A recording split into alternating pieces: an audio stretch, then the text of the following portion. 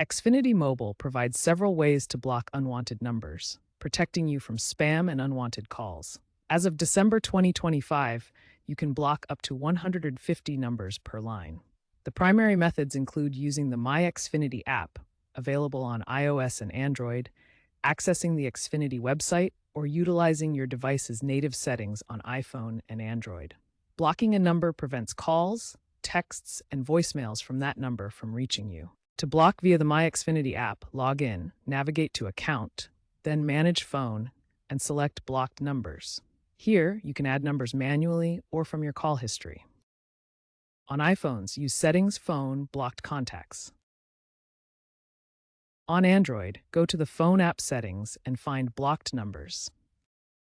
Xfinity also uses AI to automatically block suspected spam.